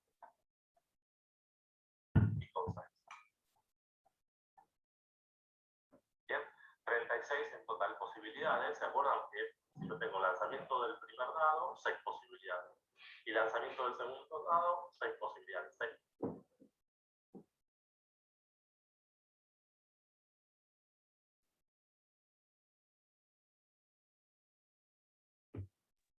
¿Se puso en pausa? Sí. Voy a tener finalmente en este caso. Bueno, ahí combino todas para 4 con el segundo dado, para 5 con el segundo dado, para 6 con el segundo dado, Y finalmente puedo calcular los promedios de todos ellos. ¿Bien? Perfecto. Entonces, acá lo que estoy haciendo es ver todas las muestras posibles que pueden ocurrir. Estoy trabajando con un enfoque de probabilidad clásica, ¿no? Porque cuando se acuerdan que si se trataba de juegos de azar, donde las probabilidades de cada resultado era igual dentro del espacio muestral, entonces yo podría plantear mis probabilidades desde el punto de vista de la probabilidad clásica. Ahora veamos. Vamos a pensar probabilidades. Dijimos entonces que era un sexto por un sexto en cada caso. Porque eran independientes, probabilidad de que salga uno es un sexto, por la probabilidad de que salga uno es un sexto, esto me da una probabilidad de 2,78%. Cada uno de estos resultados posibles tiene la misma probabilidad. ¿Sí? Y ahora fíjense, yo hoy me preguntaba, ¿qué probabilidad tengo de obtener un promedio de 5,5? Pues bien, si me fijo en todas las posibilidades, yo tenía dos formas de obtener un promedio de 5,5. Que saliera 5 primero y 6 después, o que saliera al revés, 6 primero, 5 después. Por lo tanto, la probabilidad de que salga este promedio 5,5 es la suma de estas dos probabilidades, que da 0,0556. ¿Bien? Entonces, esto es un poco lo que quería mostrar. Y vamos a hacer ahora una tabla dinámica con estos resultados para mostrar más claramente esa situación. Entonces, ¿cómo hacemos una tabla dinámica en Excel? Para que lo sepan y lo puedan hacer rápido. Insertar. Ahí en insertar aparece la opción tabla dinámica. Le hago un clic. Fíjense que primero planteé, ¿no? O sea, sombreé, seleccioné toda la matriz, incluidos los títulos. Entonces, insertar. La primera opción es tabla dinámica. Lo que voy a hacer es seleccionar una, puede ser que te salga en una hoja nueva, o podemos ponerlo en la misma hoja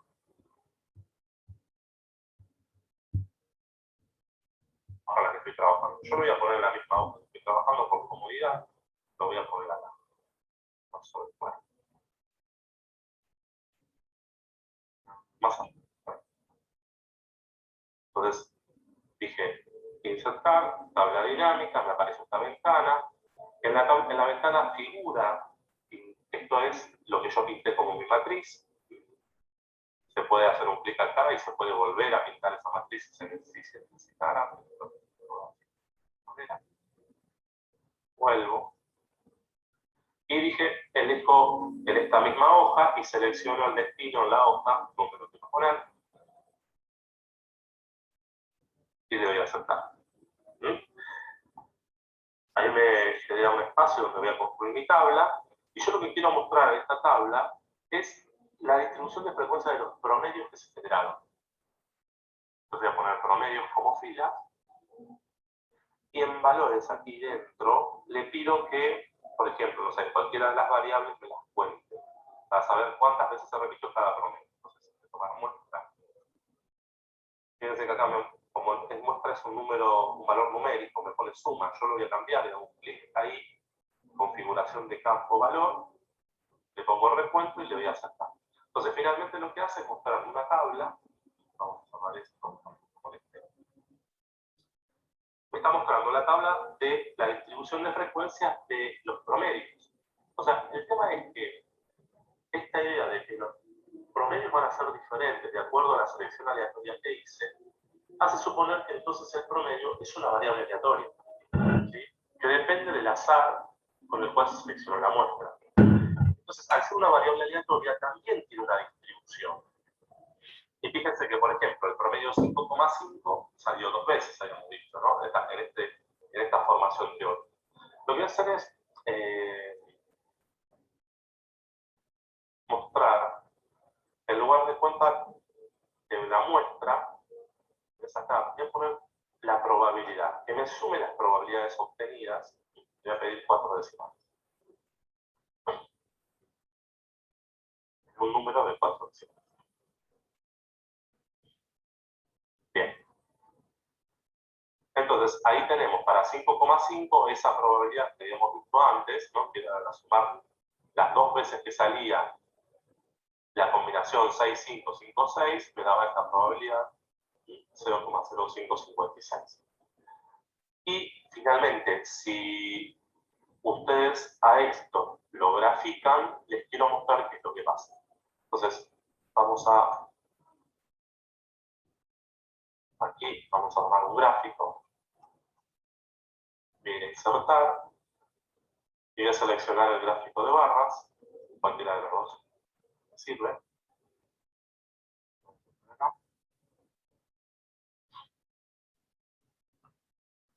Y lo que voy a hacer, diseño de gráfico, y en diseño de gráfico pongo seleccionar datos, y acá voy a agregar la serie que me interesa. Entonces, ¿qué valores voy a tener en mi serie? El nombre de la serie, bueno, por ahora no lo voy a poner, no me importa, voy a poner los valores que voy a tomar. Yo los valores que quiero graficar en la altura del gráfico son las probabilidades. Y fíjense que acá en esta parte, yo lo que puedo poner son los valores que va a haber en el eje del aceite. Entonces edito y voy a poner estos valores. Para que se los seleccionen, hacen un clic, lo tienen apretado y pueden arrastrar el mouse. Entonces de esa manera seleccionan lo que ustedes necesiten. Voy a repetir para que lo vean. Voy a hacer un clic acá. Voy a donde tengo mis datos. Hago un clic, lo tengo apretado el mouse. Clic con el botón de la izquierda. Selecciono todo el área que me interesa. Le doy a aceptar. Otra vez aceptar. Y ahí tengo mi gráfico. El título del gráfico que me interesa por ahora. Voy a dejar solo el gráfico. Bien. Entonces, la idea es, vamos a repasar. La variable aleatoria original, si yo hubiera tenido posibilidad de tener acceso a toda la población, tenía que ver con el lanzamiento del dado. Yo lanzaba el dado y cada valor del dado tiene esta probabilidad, y el valor esperado de esa población era 3,5. ¿No? Si yo me pongo a ejercitar con el lanzamiento de un dado, y lo hago muchísimas veces, el 16,67% de las veces sale 1, el 16,67% de las veces sale 2. Entonces, el puntaje promedio que yo esperaría tener de esa experiencia sucesiva sería 3,5. Entonces, yo puedo teorizar esta probabilidad por las características del juego de azar del dado. O sea, que tiene todas sus probabilidades exactamente iguales, entonces uno puede teorizar la estructura de esa población, ¿no? Estamos hablando de la probabilidad clásica. Ahora, si en la vida real dijimos, yo no puedo trabajar con toda mi población, selecciono muestras, y cuando selecciono muestras lo hago en forma aleatoria. Entonces, elegimos, por lo general, una muestra sola, y con esa muestra trabajamos y obtenemos un promedio. Y ese promedio, uno espera que esté cerca del valor 3,5 de la población, el promedio población. Ahora, a veces sí, a veces no. Lo cierto es que este promedio 5,5 obtenido con esta muestra 5,6 es una posibilidad de todas las posibilidades de muestras que yo tenía. Entonces yo acá construí todas las muestras posibles para que lo vean. Y 5,6 era una de las posibilidades que la tenía ahí. Vamos a analizar. Pero podría haber salido cualquiera de las otras. Entonces, acá lo interesante de ver es que cuando yo selecciono un promedio, ese promedio que seleccione es uno de un montón de promedios posibles, y por lo tanto uno puede hablar de que la variable, o que el promedio, es una variable de promedio. Entonces, yo acá lo que hice es graficar esa variable aleatoria promedio.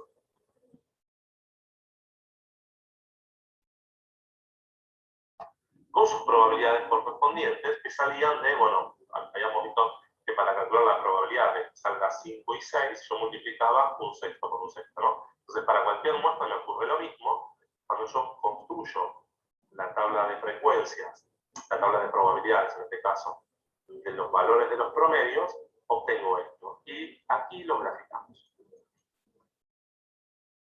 Y fíjense que ya dejó de ser una distribución uniforme, como la que teníamos para la población, ¿no? Acá teníamos una variable que era el puntaje de cada dado. Acá tenemos una variable que es el promedio, el puntaje promedio para muestras de 2 dados. ¿Tá? Entonces es otra variable y tiene una forma totalmente distinta a la variable original. Ahora, lo que me interesa mostrarles es que, fíjense dónde está el 5,5. Vamos a marcarlo. 5,5 era un valor posible, porque era una de las muestras posibles que había seleccionado, de hecho la que primero seleccionamos era esa, que daba ese promedio, y me dice que la probabilidad de obtener esta muestra iba a ser de tanto. Fíjense que acá, como usamos probabilidades en 4 decimales, no me está mostrando en el eje, a ver si lo podemos corregir.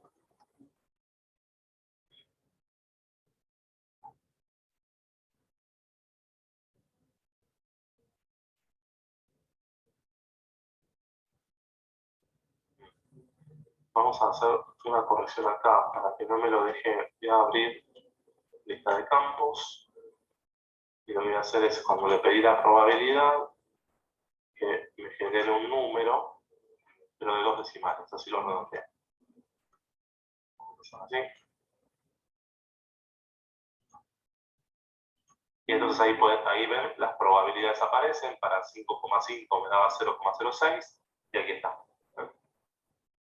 Es casi 0,6. Esto tiene, no olviden que esto tiene redondeos, entonces acá la barra no llega exactamente a 0,06, evidentemente es un poquito menor. Muy bien. Entonces dijimos que 5,5, el promedio 5,5 era uno de esos valores posibles, de un montón de valores que podrían haber ocurrido. Fíjense que la probabilidad más alta está justo en 3,5. Y este valor 3,5 precisamente era el promedio o el valor esperado de la variable de la distribución de población original. Entonces, tengo 3,5 acá, 5,5 que es el valor de la muestra que yo había obtenido, está alrededor de 3,5 con una probabilidad determinada. La verdad que en mi muestra, en la selección aleatoria que hice, yo tenía más probabilidades de obtener valores acá en esta zona, ¿no? Están más altas las barras, pero por azar salió. Bien. Entonces acá tenemos una experiencia realizada desde el punto de vista de probabilidad clásica para esta experiencia. Bien. Ahí paré yo el video. Pregunta, si yo implementara un juego ahora de lanzar 2 dados, ¿a qué promedio de dados ustedes apostarían? Y me dicen por qué. El juego consiste en que yo voy a elegir 2 dados y gana aquel que acierte el promedio, o sea, sumamos los dados y calculamos el promedio de los dados. ¿A qué número apostarían ustedes? Y el 1 y el 6 o el 3 y el 5, que son cara y contra cara, por ejemplo. Pero en realidad las probabilidades de que salga uno u otro son todas iguales. O sea, podría elegir cualquiera de los 2 números, o sea, cualquier combinación y tiene la misma probabilidad. ¿El promedio tiene la misma probabilidad de No, sacar? promedio no. No, las probabilidades. No, la probabilidad del lanzamiento de los dados sí. Pero el juego consiste en que yo voy a tirar 2 dados y calculo el promedio de la suma de los 2 dados. Lo mismo que hizo Ariel acá. ¿A qué número apostarían? Viendo el gráfico, a los extremos, por ejemplo, 1,6. O sea, los 2,5. valores posibles del promedio son, ¿cuáles? 1 y 6, los más separados. Eso, 1 y 6 el promedio, ¿no? Claro, los extremos. Los extremos. ¿Y a qué valor aportarían entre los extremos 1 y 6? Pero fíjense que los promedios pueden ser 1, 1,5, 2, 2,5, 3, 3,5, 4, 4,5, 5, 5,5 y 6. ¿Sí? Esos son los valores del promedio del lanzamiento de 2 dados. ¿A qué número apostarían ustedes?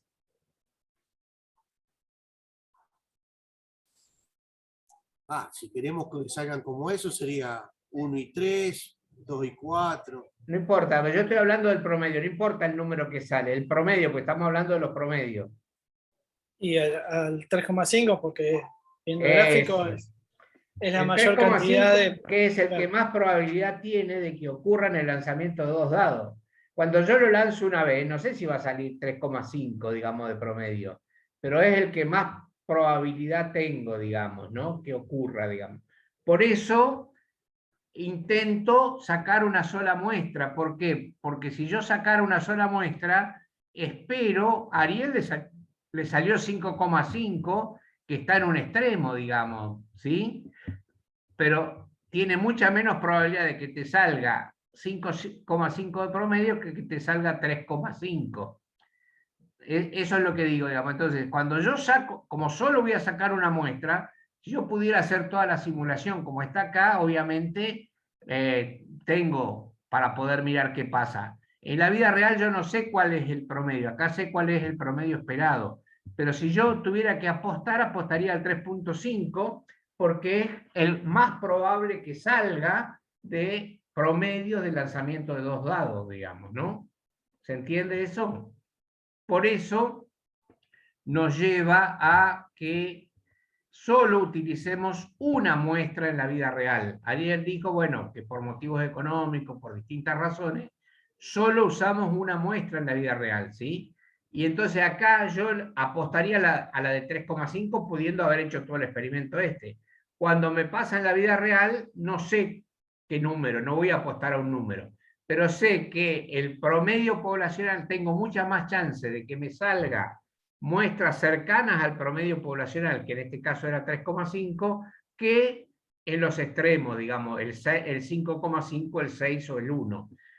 No sé si conocen que hay un juego de dados en el casino, que se lanzan 2 dados, no sé si lo vieron alguna vez ese juego, que el 7, por ejemplo, sacar el 1 y el 6, ahí no es el promedio, sino que es la suma, no lo hace perder, porque es sacar los mismos 2 dados que se lanzaron. Yo lanzo, si me da el 1 y el 6, me deja seguir jugando. Si me aparece el 4 y el 5, por ejemplo, en la siguiente tiro tiene que salir 4 y 5 o tiene que salir 7 para dejarme. ¿Por qué le dan chance al 1 y al 6?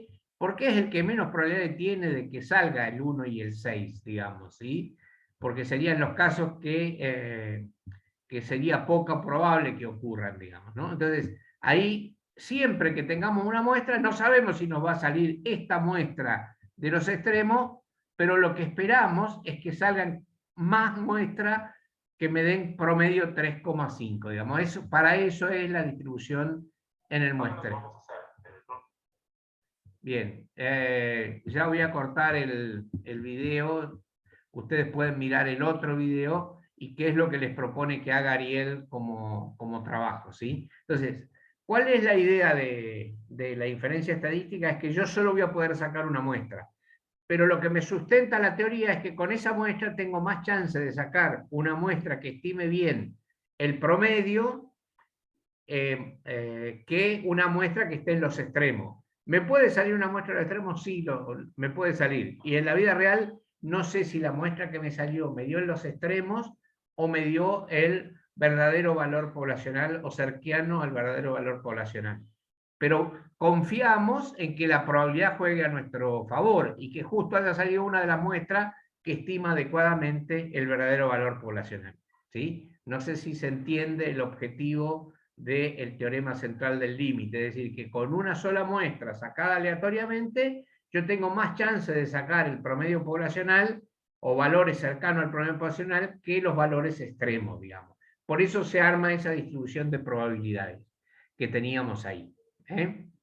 Bien, entonces yo le diría que ustedes terminen de ver por su cuenta los 2 videos de Ariel y ver si pueden hacer de acá al jueves lo que propone Ariel de selección y elementos para que con Carlos analicen esos 2 ejemplos y empecemos a hacer algunos ejercicios de distribución en el muestreo, ¿sí? Porque es la parte fundamental para entrar a estimación por intervalos y a prueba de hipótesis, que son los 2 temas que vienen atrás de esto. ¿Por qué la estimación por intervalo? Fíjense que en las encuestas políticas, o en cualquier encuesta, pero digamos, en las políticas, vieron que hablan siempre del error de muestreo y lo que yo les mostraba ahí al principio, que decía en la ficha técnica, acá en la ficha técnica, decía un error estadístico de más 2,68 para un nivel de confianza del 95%. ¿Qué significa más menos 2,68? Que la información que da para cualquiera de los candidatos le tengo que sumar y restar este valor 2,68, no es exactamente eso, es para cuando está el 0,50, pero para tener una idea, le sumo 2,68 y le resto 2,68 y el verdadero valor va a estar entre, entonces, si le resto 2,7 a esto, es 5,2 a, y si le sumo 2,7 es 10, y algo, o sea, el valor que debería sacar la baña está entre esos 2 valores, restado y sumado 2,7, por ejemplo. ¿Sí? Entonces, el verdadero valor que podría sacar la baña está entre 5 y 10, digamos, estoy redondeando a nivel muy grueso. Por eso decían que cuando la diferencia entre 2 candidatos era menor al 3%, era el empate técnico. Ustedes han escuchado mucho eso en las comunicaciones de las encuestas de opinión de candidatos, que dicen cuando la diferencia entre 2 candidatos es menor del 3%, no pueden decir que gana uno o que gana el otro, porque podría ser que por el intervalo, el que tiene el menor proporción en la muestra termine teniendo mayor proporción en la muestra que el que tiene mayor proporción. Es decir, porque ahí el intervalo de confianza puede decir que el valor está entre esos 2 valores, el parámetro poblacional. ¿Sí? Entonces, siempre en la vida real vamos a sacar una sola muestra. ¿Nos puede tocar una muestra buena? Y la probabilidad de que nos toque una muestra buena y que estime adecuadamente el parámetro poblacional es más alta que nos toque una muestra mala y nos estime un valor erróneo del promedio poblacional. ¿Sí? Lo mismo con las proporciones. Entonces, eso es para lo cual vamos a usar este teorema central del límite, que nos permite tener confianza en la estimación. ¿Vamos a tener problemas? Sí. Ese nivel de confianza del 95% quiere decir que 95 de cada 100 veces que realicemos esa muestra, con selecciones distintas, el verdadero valor del parámetro poblacional va a estar incluido en el intervalo de confianza.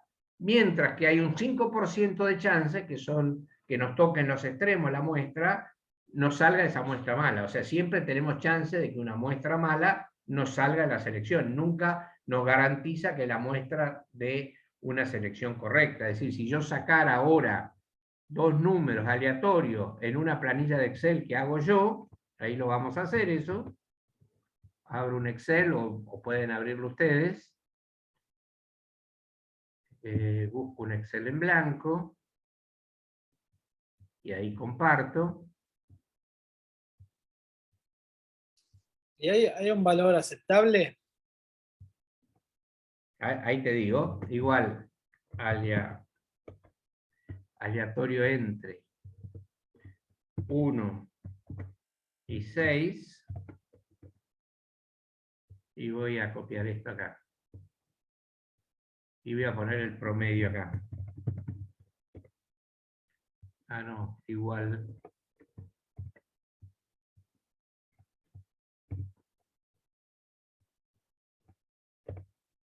Fíjense, ahí justo, miren, me dio 3,5. Si yo voy dando ingreso cosas, tengo que entrar acá, fíjense, 4, ahora otra selección me da 4, 2,5, 3,5, 4, 4, 4, 2,5, 1,5. Ahí me dio una muestra así en los extremos, ¿sí? Pero viene dando valores próximos al 3,5. Ahí me dio una de 5 también, pero ya me dio muchas más cercanas al 3,5. El 5% que daría extraño serían aquellas que están por fuera del rango, digamos, ¿no? O sea, entonces yo podría calcular, dijimos que en la binomial esa que en lo que planteó Ariel, la esperanza era la esperanza de X.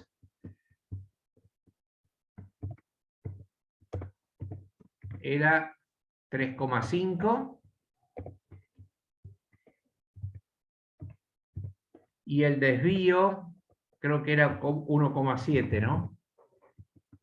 Me parece que era 1,7. A ver si lo puedo mirar en lo de Ariel, si me quedó dando vuelta. Acá al principio. El desvío era, sí, 1,7. Sí, 1,7. Ustedes no lo están viendo, pero yo lo estoy viendo. Ustedes siguen viendo esto, ¿no? ¿Sí? Bien. Para armar el intervalo, que lo vamos a ver en otra clase, yo podría mirar el valor de la muestra que me fue dando, más, menos la distribución de probabilidad asociada, pero eso ya cuando entremos en intervalo de confianza. Pero básicamente nos va a dar, la gran mayoría de las veces nos va a dar valores que están dentro de un intervalo razonable para estimar el verdadero valor poblacional, ¿sí? Eso lo vamos a ver cuando veamos intervalo en la próxima clase, ¿sí? Intervalo de confianza para una estimación de tipo puntual, ¿sí? Bien, hoy, si hay alguna pregunta me la hacen, si no los estaría dejando acá hoy, porque es muy teórico esto, y ya con Ariel, hagan los ejemplos de Ariel, y con Carlos empezamos a hacer algunos ejemplitos más de distribución en el muestreo, ¿sí? Bien.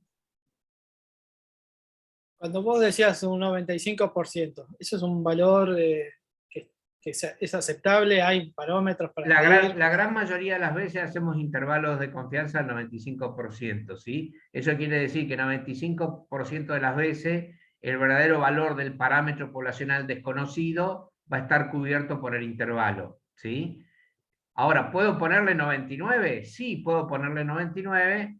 El problema que tiene es que si yo pongo 99, el intervalo de confianza va a ser más amplio. Entonces voy a decir, tengo casi certeza de que el verdadero parámetro está acá adentro, pero ¿cuál es el problema que tiene? Que por ahí la amplitud de ese intervalo es tan grande que no te sirve para tomar decisiones, digamos, ¿sí? O sea, si vos sos asesor de un candidato a una elección cualquiera y le decís que el intervalo del porcentaje que va a sacar está entre el 30 y el 60%, te va a decir, bueno, no me sirve para tomar decisiones. Yo voy a querer valores lo más pequeño posible de amplitud del intervalo, ¿sí? Y eso depende básicamente de la dispersión de la variable bajo estudio y del tamaño de la muestra, ¿sí? Por eso las muestras que se hacen para política se calculan para tener un error de más o menos 3%. Es decir, cuando a un candidato le dice que va a sacar 40%, con un 90%, 95% de confianza, el verdadero valor va a estar entre 47 y 53, digamos, ¿no? Eso con 50, si yo le decía que la muestra da 50. Si es 40, será 37 y 43, digo, lo estoy haciendo a grandes números. Hay algunos detalles que se achican algunas cosas un poquitito, pero la idea es que yo doy un intervalo de confianza para que el que tiene que tomar una decisión le sirva, porque si yo le doy un intervalo, te digo, con el 90% de confianza, ya el intervalo va a ser más chico, pero no le va a servir porque tiene 10% de chance, 10 veces sobre 100 de que el intervalo no cubra el verdadero valor. Sirve para tomar Entonces, decisiones, digamos, ante Se incertidumbre. toma el 95 por eso.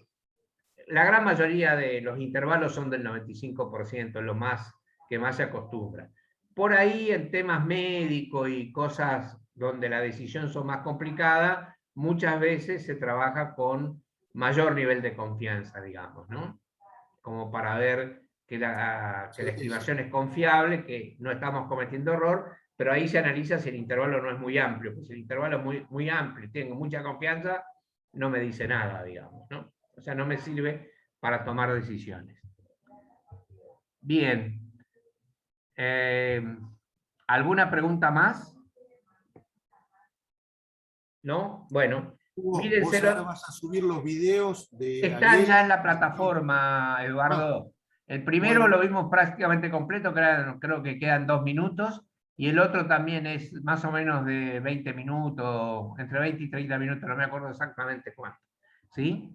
Y traten de ver la propuesta de lo que tienen que hacer. ¿Sí? A ver si la pueden hacer para el jueves poder trabajarla con Carlos. ¿Ok? Bien. Bueno, Hugo. listo. Nos vemos el martes que Perfecto. viene nosotros. Dale, nos Bueno. vemos. Bueno, Gracias. nos vemos.